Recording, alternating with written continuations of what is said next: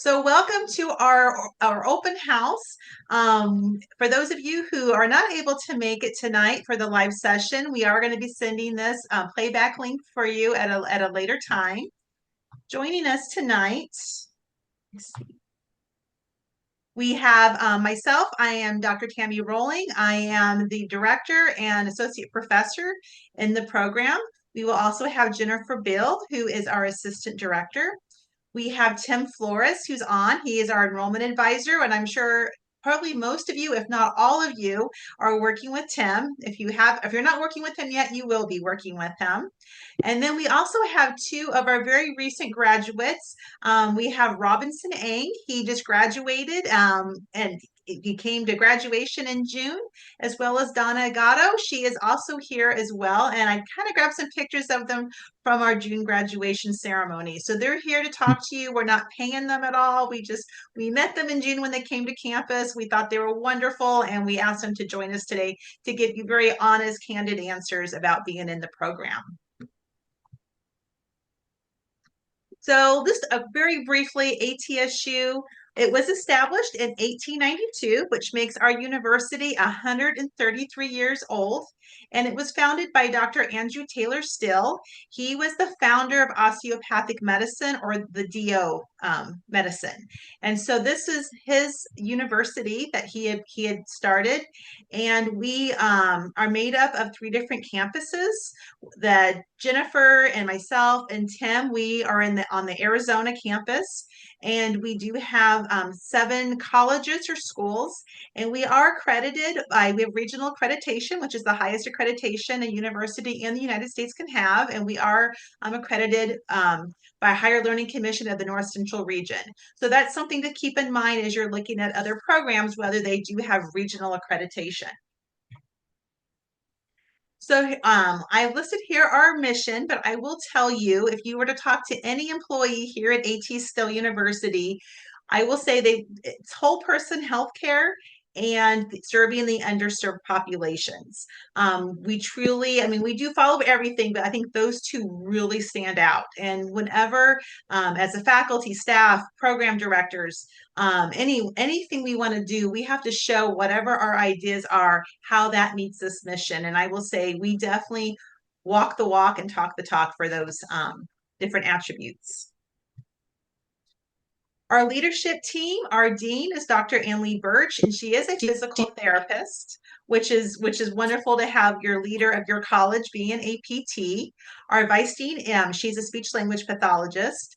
Our chair is Dr. Lori Bordnave, and she's in charge of our residential or entry-level program, as well as she's my boss for our post-professional. And then also she oversees an orthopedic and a neurological residency that's also within our department. We have wonderful faculty. We have about 25. I just wanted to highlight some of them. 10 of our faculty actually hold board certification across 8 of the 10 specialties, which includes, we have the cardiopulmonary, we also have geriatrics, neurology, orthopedics, pediatrics, sports, women's health, and wound care. The only 2 specialties we do not have faculty represent is electrophysiology and oncology. And I know oncology is one of the newest specializations. So our faculty truly are very well versed and are experts in their field. And even of the specialty, 3 faculty members hold 2 board specializations, which is hard enough to get 1, let alone 2 board specialties. 4 of our faculty also hold specialization certificates in other areas, such as lymphedema, ostomy management, wound care, certified strength and conditioning. We have 2 faculty who are registered musculoskeletal sonographers. Dr. Wayne Smith, he was actually in that very first group of PTs who got the RMSK certification. And then also our faculty, they are leaders truly at the state, national, and international level. And just to kind of highlight, Dr. Sybil Edward, she is phenomenal on the international stage. She was the chair of North America to World Physiotherapy. And this June, she actually was elected as a board of director to World Physiotherapy. So she's a phenomenal leader on the world stage. So our program, our post-professional DPT program, we started in 2002. So we are 23 years old, and we've graduated over 2,000 graduates. And we have educated students. I keep track of this. I get very excited when we have a new country to add. And so far, we haven't added a new country in a year yet, but we are at 81 countries. So that's why it's getting much harder for me to add a new country, because we've got 81 countries that our students have come from. So we truly are a program on the worldwide stage. All right, I'm going to pass this on now to Jennifer. Okay, so we're going to start with the features of our DPT program. And number one, it is 100% online. It's a very flexible type of schedule as well. And we have each and every one of our courses are 6 weeks in length. And there are 7 points throughout the year that you can schedule courses. So top among the unique attributes of our program is that we have an individualized degree plan, which means that it's customized to your professional education and your experiences. As you go through the application process, those items are evaluated and your degree plan is unique. And for that reason, we have an average completion of 22 months. Sometimes people complete in as little as a year, and some stretch it out for several years, and it depends too. This kind of speaks to our flexibility on whether you want to double up on some courses, which is a possibility, or if you want to stretch them out for your scheduling needs. Some people want to just kind of take them slowly and just a few a year, as opposed to back to back. So it's really, we definitely support individuality and want to make the experience a success and pleasant for everyone. Our tuition is definitely affordable. And we have a worldwide student body. As Dr. Roehling had mentioned, we have educated students from over 80 countries at this point. And that's the gist of it. And if we could move on to the next slide, Tammy, I guess I do have control over that. So let me do that. There we go.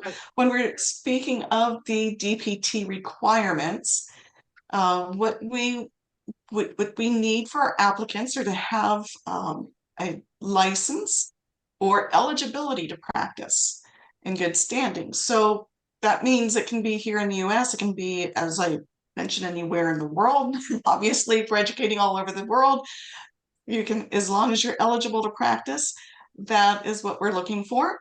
We look for the minimum of a bachelor's degree, a US equivalency of a bachelor's degree, and we'll get to that in a minute. So if you're not educated here in the States, then we can still work with you on that.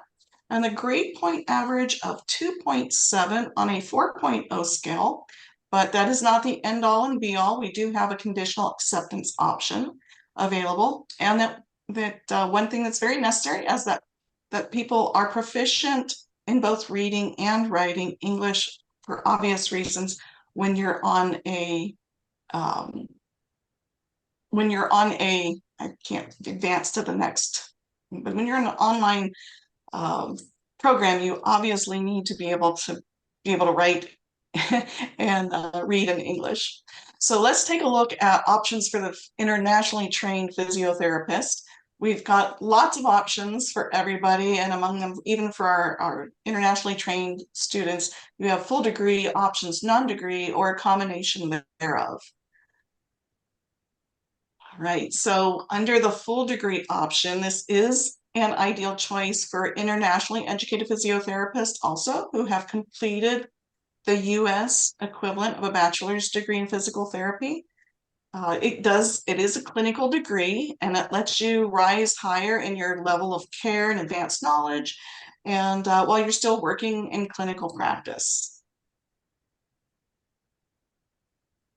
The non-degree program features are very similar to the other features that we mentioned in the full degree. And of course, they're all the same types of classes. In fact, if you're just taking one or two or a handful of classes with as a non-degree student, those will all apply to, they are part of the curriculum, I should say, for our DPT program.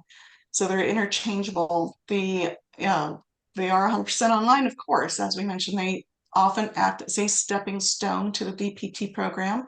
Because what we find is that students do fulfill their non-degree or their deficiencies through their non-degree courses, perhaps, and get licensed, and then they want to come back and they want to pursue the full degree. Sometimes you can do a combination of those things, and I'll get to that in a minute, but we do support processes for there you go. Support processes for the state licensure process. People are going through visa screening, whether it's just type 1 visa or type 1 in general, education, credential reviews, all of those things. We're very knowledgeable and specialized in that aspect of advisement. We work very well with that, what's called FACS, if you're familiar with that. Also, with FCCPT and various credentialing agencies. And again, worldwide student body, and again, with the 6-week courses and 7 entry points. Okay, so what are the aspects of the non-degree option? It is designed for our international physiotherapists in general. They're working to fulfill their licensure requirements, as we mentioned, and we offer a huge range. So it's a wide range, but it's a lot of courses that we can offer to our non-degree students to meet the professional deficiencies. And then a combination of that is if you are doing the non-degree courses to meet your deficiencies, you can also, some people don't realize this, but you can also apply for the DPT. And while in the DPT, you can meet some of your deficiencies at that same time. So many, if not most, non-degree applicants meet the admission criteria for the full DPT program, and while in the process of seeking their licensure. So just kind of a note about that. So the post-professional DPT, this was kind of a U.S. construct, and it's because in the United States we're pushing, PTs with, we all have direct access to the different states. Some states were ordering imaging tests, some were able to do minimal prescription rights, and so that's where the doctorate degree came from. It's really focused on evidence-based practice. However, this really is growing more on a worldwide stage. And we are now seeing the DPT programs have started to form, whether it be an entry level or a post-professional program in multiple different countries, including Australia, India, Lebanon, Nigeria, Pakistan, Saudi Arabia, Taiwan, and the UK.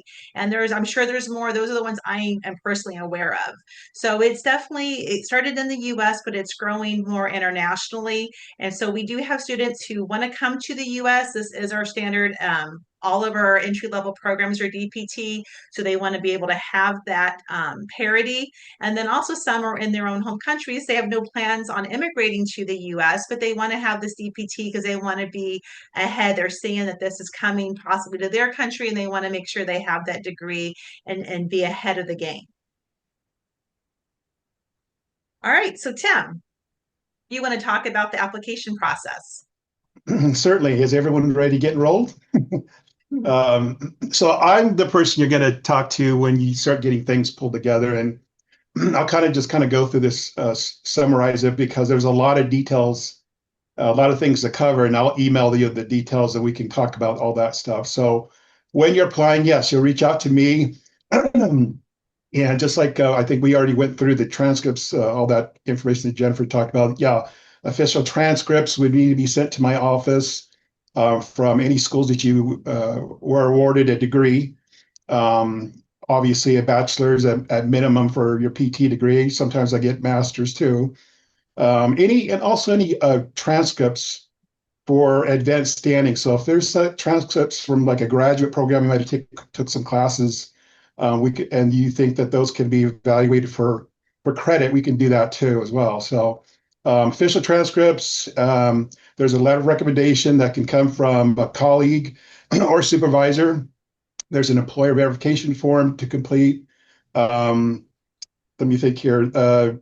I think the only thing that takes most time is going to be the expanded portfolio, because there's a lot of information to put in there that will go towards supporting your advanced standing. So any advanced credit that Dr. Tammy Roehling here gives you, we need to support that. So things like continuing education certifications or any clinical certifications, if you've been published, information like that will go into your portfolio so that we can support all that, make sure that we give you credit for all those classes. So other than that, application fee is $70, and right now I'm working with people that want to start their degree starting January 5th. Technically, the application deadline is going to be November the 7th. If there's a person that wants to start a class sooner, we are doing that in our non-degree program right now. Our application deadline is going to be Friday, so we could probably work you in there to get you started in the class if you really wanted to. Classes would start on October the 20th, and then it would end on November 30th, and then you can continue working on your application and start technically with your DPT program on January 5th. And every single non-degree class will transfer over to the full degree program. All tuition, everything will transfer over nicely. So if you have questions about that, let me know. Like I said, application deadline is not till Saturday, I believe, but just reach out to me. We can figure it all out. And other than that, I don't have anything else to say. Unless people have questions, I'm happy to answer those. Thanks, Tim. So we're almost where we have that Q&A from our folks. Just so why choose ATSU? We do have a list here. However, I really think that it's important for us to talk to our two graduates that we've invited here, Robinson and Donna. So I'm going to go ahead and stop sharing the screen so we can have our faces bigger on everyone's screen. And we'll start with you, Robinson, since you're already off of mute. If you want to talk about why you chose ATSU. Yeah, because I wanted to continue my education and get my doctorate in physical therapy before, they phase them out. I'm kind of worried about that. So I went onto the APTA website to make sure that I am finding a university that's accredited and reputable. And one of the universities I found was ATSU. I mean, AT Style University. And so I started my application, which the person that helped me was Joe, and he was extremely helpful. I'm a foreign graduate, so I had to transfer my credentials, and I had to submit a lot of my transcript and all of that. The program itself was structured in such a way that it builds up on itself. When I decided to go back to school, I had already been I have already been practicing for 27 years.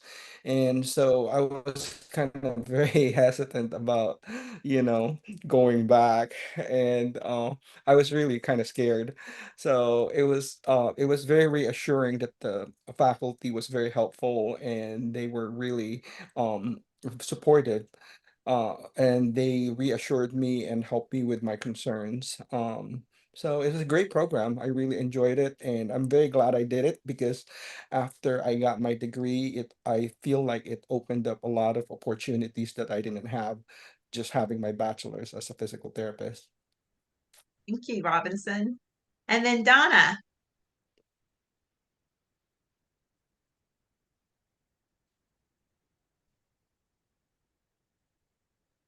I see Donna on the call. Let's see. Well, we'll go ahead and wait. So Donna, whenever you're able to get yourself off mute, just jump on in. We'd love to have you talk. Oh, here you are. Hey. Hey there. I'm pushing all kind of buttons. I'm like, oh my gosh, it's been a while. Hi, thanks for the invite. And I would have to pretty much copy most of what Robinson had to say. I'm not a foreign grad. I'm a US grad. However, been in practice a little bit longer, a few years longer than Robinson, when I decided to seriously consider options for the DPT.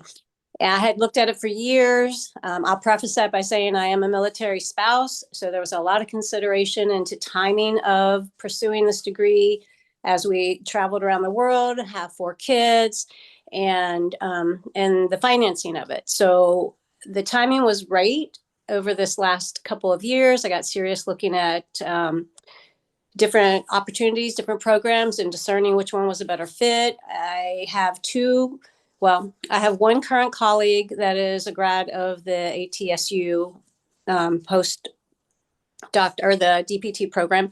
And I also have one of my prior PT school colleagues, one of my classmates.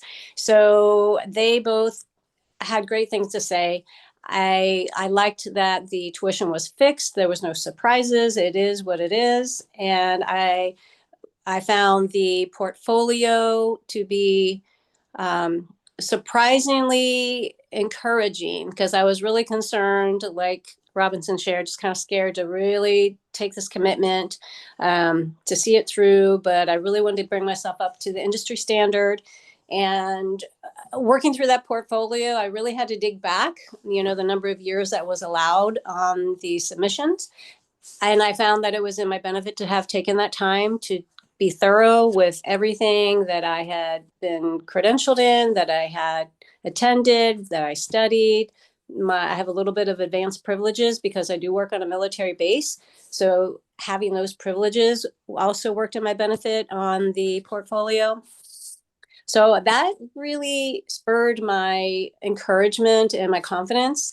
And then I decided to commit and join the program. And as Robinson said, a little trepidation in the beginning, most of it technology based, trying to really get on gear with everything being virtual. That was a hard leap for me.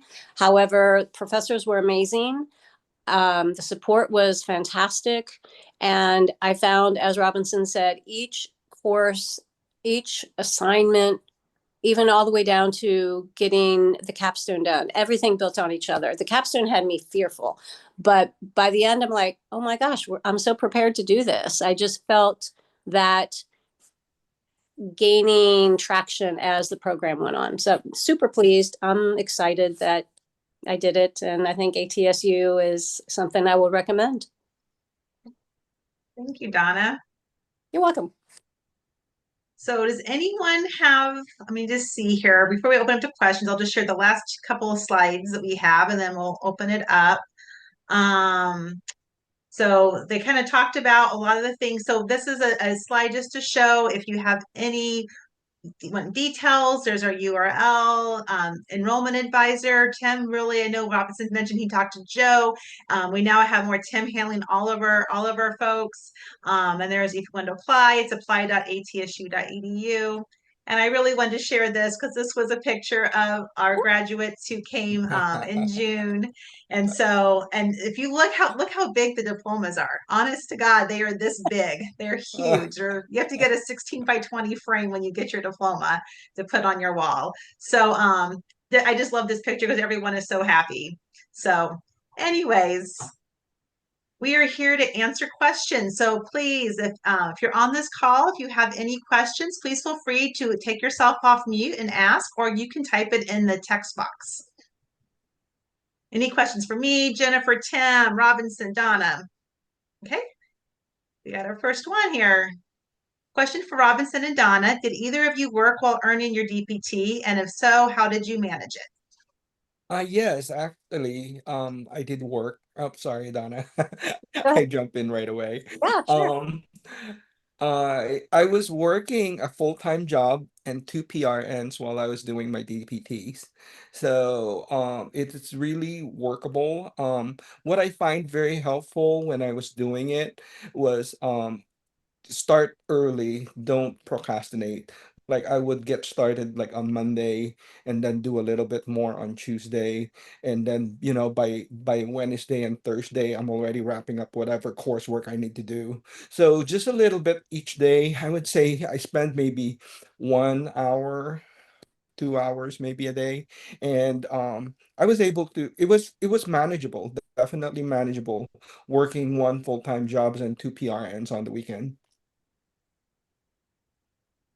And yes, I also worked full time. I did not work PRN, but our youngest of 4 kids was a senior. So along with that, everything, and he's an athlete. So we traveled, we were gone, competitions here, there. So there were other things filling my time along with full-time work, and seeing this senior student of ours through his senior year while I was pursuing my degree. So it was time management was important. I don't feel that it was, I mean, there were times I was tired, or there were times that I felt I had to do a little extra because maybe the topic or the assignment was not one of my strengths. So I took more time with that. However, I feel like everyone finds their best method or strategy of managing that once you get started. And I agree with Robinson that it is doable. I found that I had to say no to a lot of extra things that I would always just say yes to or get involved in. I had a lot of family support, so they understood. And I just kept that strategy the best I could. And it was a manageable thing. I will say that that we do open up all of our courses early. So if a class starts on Monday, we do open it up on that Friday before. Instead of like opening up each week, a new module opens, we open up the entire class that weekend before. So for those of you who want to like jump ahead, you can do that, because all of our students, I would say probably over 95% of them have full-time jobs, and they're juggling, kids or maybe aging parents. And so we do try to do the best we can to give as much flexibility to all of our students. So we do open that as one of our strategies to help our working students. We also, anything we hold live, we always record, because we have students all over the world, and we don't want anyone, like if you had something to do with your child on a Wednesday night and your teacher has something, then we don't ever want people to miss out on that. So anything we have live, it's never mandatory to attend a live session, but it's always recorded. So if you can't attend live, you are required to watch it, if you can't attend live, but we try to do that to also support our very busy students. And the other thing is just scheduling, how you want your classes. Some students will say, I want my summers off because that's when I travel and I want to go on vacation and not have to try to juggle my classwork with vacation time. Others will say, that's when I'm slowest, so let me double up. We had one student who felt like she didn't want to take too much time away from her family. So what she did is she took a class, took the next block off, took a class, next block off, and she alternated throughout the entire program. That increased her 2-year program to 3 years, but to her, it was worth it because she said she could get through anything for 6 weeks if she knew she had 6 weeks off to be with her family full time. So we have all different kinds of strategies that people have used to try to make the program work with their busy schedules. Is there anything else, Jennifer, you wanted to add to that? You covered it all. There is one other thing I wanted to mention too that we didn't bring up earlier, is within the university, we have a university writing center, and they are extremely helpful. So as Robinson and Donna both mentioned, if you work, especially if you're working in advance, a little bit here, a little bit there, and you need some feedback on your writing, maybe APA is very new to you, like it is to most people, the writing center will turn around your paper in 24 hours after you email it to them, and they'll provide information on how you can improve. They'll tell you what you did wrong with APA format and give you the correct way to the correct version of how to correct that. So they're an invaluable resource. I don't know how much Donna or Robinson had used them, but we find a lot of our students really tout the writing center, and it's a free service, of course. So just want to put it out there. We also have a specialized team for English as second language learners, so that they're dedicated just for ESL. So that's another aspect of services that we provide here too. It looks like we have another question. This is, well, I think it kind of went away. Somebody said they had evaluation foreign trained, and yes, we work with many credentialing agencies. We are already pre-aligned with FCCPT in particular, that we know which of our courses meet those deficiencies. And then Tim works on the front end of that with aligning those classes for you. I mean, I actually forgot to talk about that. I can't believe I didn't cover that, because I deal with a lot of international people from around the world and calling them and talking about the program. So sorry about that. So yeah, for the international folks, anybody outside of the US or Canada, we do require degree evaluation to be completed, preferably a course by course one that also gives us a GPA calculation. A lot of people are going through FCCPT. We can work with that as long as we do if you add a grade conversion, we'll do the GPA calculation, but unfortunately, in some cases, it may say that your education is not equivalent if you go through the FCCPT. So that's a hit and miss on them sometimes. So sometimes we have people that go through WES. That's another popular one. I like them. You can go back through them and have a course by course evaluation done, have it sent over. They'll also include transcripts, which is great. If you've never done an evaluation, I do recommend one called it's called IEE, International Education Evaluator, something like that.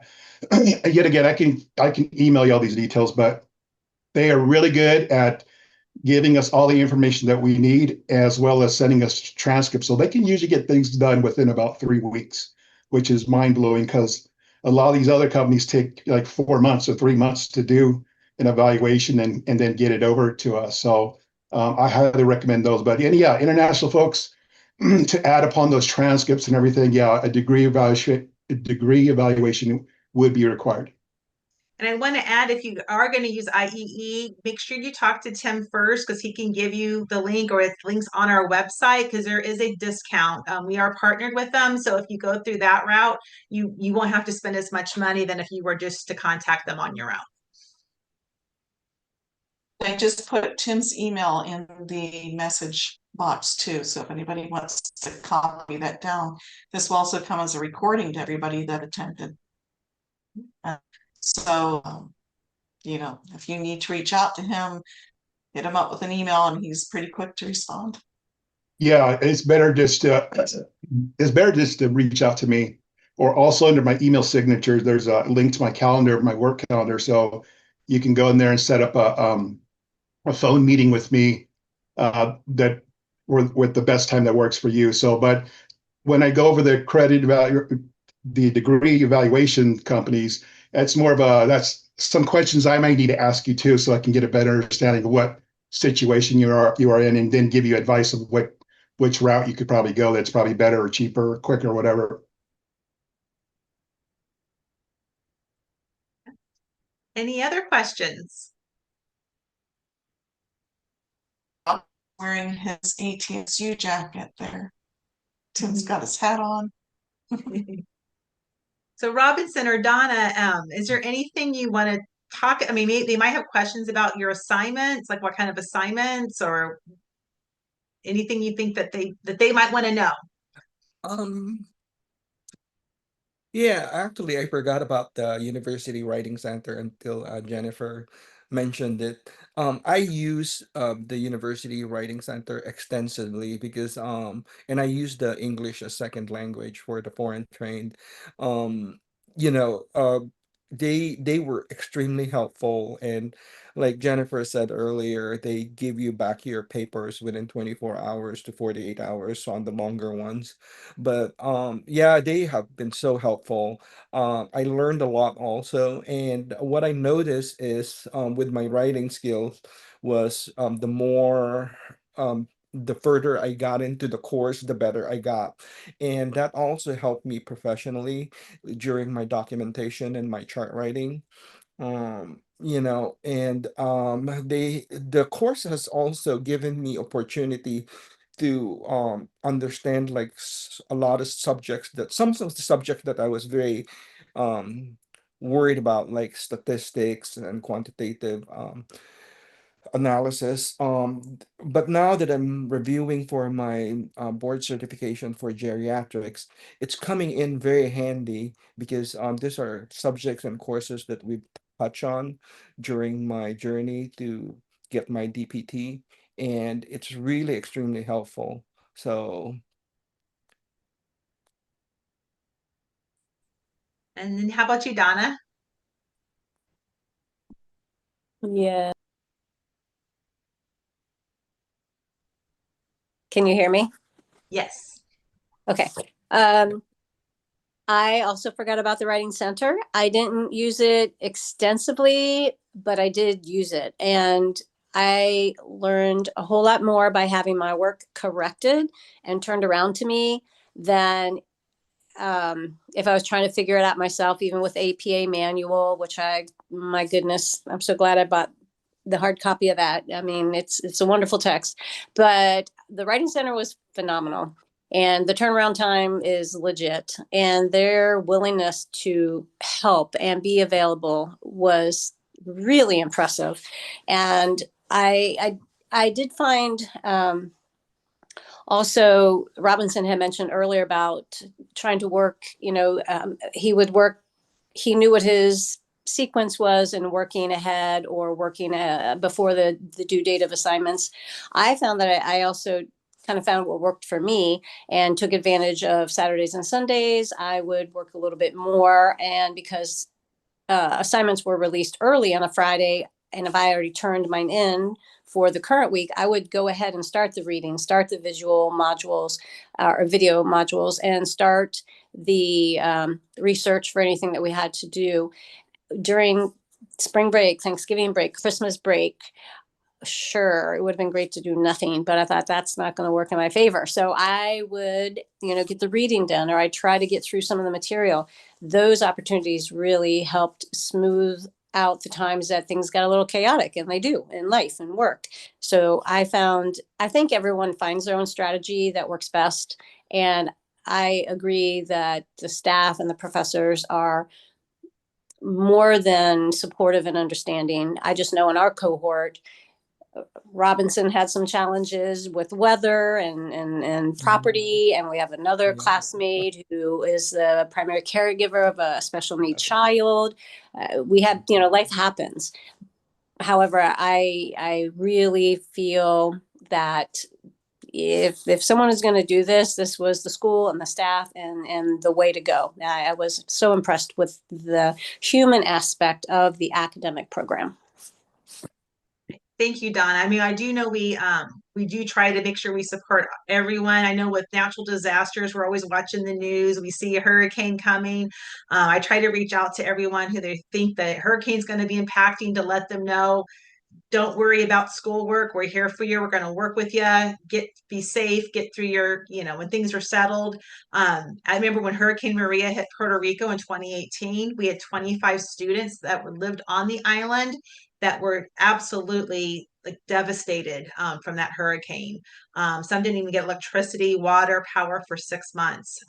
But we made sure we worked with all of them. We, anything we can do to support our students, we truly do. We knock ourselves out to make sure we support all of our students. So for Patricia's question, it says, one more question to confirm, there is not a set number of courses to complete for the DPT. True, we have 44 credits, but nobody takes 44 credits. You're given advanced credit, and that's based on your portfolio, coursework you've taken in the last 7 years, continuing education, your work experience. And so each person, it's individualized since each person comes to us with a different background. And that it does get evaluated. So I do evaluate that. I do have a rubric I have to follow. And so I will tell you, though, I do give benefit of the doubt for all of our applicants because back when Robinson and Donna came into the program, it was a flat rate. And some people could take 10 classes, some could take 15. It was the same price. A year ago in July, we moved to a per credit hour rate. And so I'm very cognizant if I say a student needs to take pediatrics, I'm very cognizant that that student has to pay this much money for it. So I try to give a lot of benefit of the doubt because I want the program to be very cost beneficial to everyone. But I do have a rubric I have to follow, and I do have to show the work that is submitted as part of the application does support what I'm saying, because I'm not the final sayer. We have an enrollment services, which is our registrar. They double check me and they make sure what I'm saying is definitely supported in your application. So that's why it's really important to make sure you spend time on that application, supply everything, because then I can say you can get more advanced credit, and that will make it a cheaper program for you. The university, I mean, we have some folks who, like, especially our newer graduates who've taken a lot of coursework already. That our university does require 16 credits. These are, so this for Robinson and Donna to know, we're now on semester credits, not quarter credits. So when I'm saying this, it does not equal to what you guys took, because you guys were quarter credits. But the semester credit, it's 16 credits is the minimum. So if I'm saying you got, you only have to take a few classes, the university is going to require you to take 16, which is 35% of the total number. So in that case, you would take elective. So the minimum someone can take for a degree is 16. And that's if their application just supports they get advanced credit everywhere. I'm saying you got to take 16 or the university will not give a degree. So you can pick electives at that point. But yes, I do follow a very strict rubric. I try to give as much advanced credit to make the program as cheap as possible for you, cost effective for you, while also being able to stand up to the scrutiny that I'm going to have to show, yes, this is the stuff they provided. This is why I'm saying advanced credit. Let's please approve this for them. And if you're wanting to know what you need to take before you do this portfolio, I know Tim, you work with him, he passes on your resume to me, anything else. And then within an email back and forth, you'll know exactly what you need to take. And then also how much it's going to cost. And then when I'm going back and forth with you ahead of time, I'm assuming you're going to make sure you put everything in your application to support what I'm seeing in your resume. And so hopefully I've answered. So that will determine the total tuition cost. Yes. So because it says 564 credit hour. Okay. Looks like you already put all that in there. All right. Thanks, Jennifer. Any other questions? I don't have a question, but that graduation photo, I thought you would have shown the one at the luncheon where we had the sprinklers go off. That's right. I could find that. Yeah, we had Tim was talking about, we had all of the graduates and the regalia. I think the families were out there. We're all out there. We're all posing. There's probably, I don't know, how many were at a reception or luncheon, Jennifer? Like 60 people maybe were. Well, with staff and faculty, there's probably close to 70 people on the lawn. And all of a sudden sprinklers start to go off. And we're running in our heels down the hill. Because it was rather warm that day, so the sprinklers were kind of refreshing. But it's kind of funny, and I think our photographer got a couple action pictures of that taking place, people running and So and then graduation,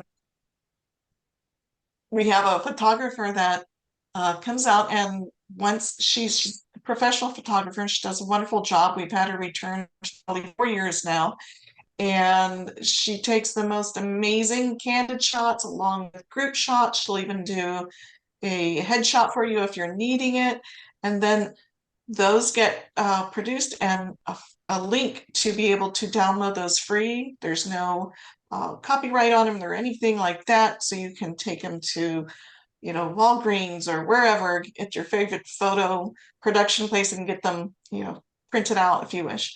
So that's another bonus, at least, that we give away at graduation. And at graduation, it's not a requirement to attend. We love for everyone to come. We do a nice luncheon with the families and pictures and tours of the campus. And then the next day is a nice, beautiful graduation ceremony, and you get your doctoral hood on stage. And so we host this, but it's not a requirement. Last year, we had, I think, 11 people come from all over the world. Our furthest was Malaysia. But we had folks from Kuwait, and I can't remember. I mean, it was just incredible how many countries came. This year we had some folks come internationally, not as many. We didn't have 11. but I'll have to pull up some more pictures, but we have pictures. We bring flags.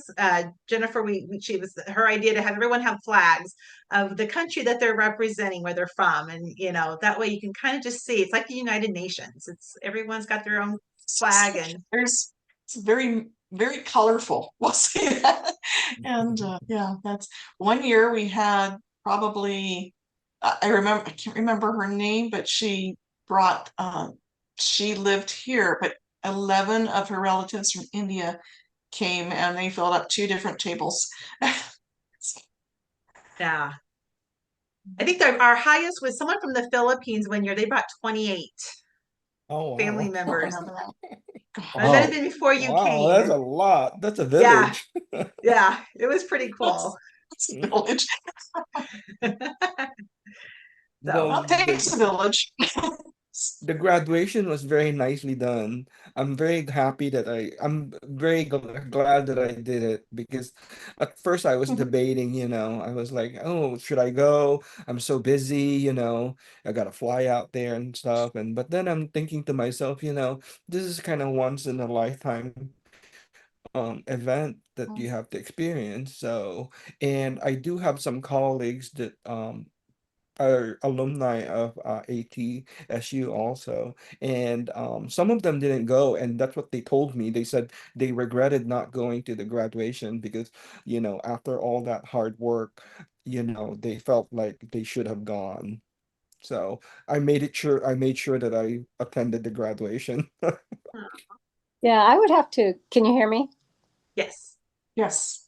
Agree with that. That it, like Robinson said, it's a commitment, and I'm at Fort Campbell, which is on the border of Kentucky and Tennessee. So yes, it would have been a flight, and all my but that didn't work out for all of them. Some of them were in committed jobs for the summer. So 2 of my 4 came. My husband came, and I knew I wanted to be there, but then I'm like, should I, go through what it's going to take and leave from work and everything? But my husband's like, yeah, we really need to go. And the more I thought about it, I was like, yes, it is a memorable event. It kind of solidifies and gives tangible, closure to this journey and this goal. And I was so happy that 2 of my kids were there. They could see this, that it's never too late. You're never too old. It's like, if you have a goal, go for it, make that commitment and be all in. And then, I wanted, it's not just me, it was my family supporting to allow all this to happen. So to have all but 2 of my kids there at the same time and see this happen, and acknowledgement, but also for them, for the support it took for it all to come together. And it was so worthy, and it was beautifully done. I just love the luncheon and having that opportunity to meet people that you converse with virtually, to meet staff, faculty, the cohort, the classes or classmates, to see the campus. Just and we made a mini vacation out of it since we were out there. So we stayed extra days and just made the best of it. It was a wonderful event and well planned. So I thank you guys for what it takes to make that happen. That's Jennifer. She does it all, the whole graduation. And this is just showing some of the pictures where everyone stood with the different countries. You can see, Denmark, Canada, Jamaica. It's just Israel. It's just wonderful. Japan.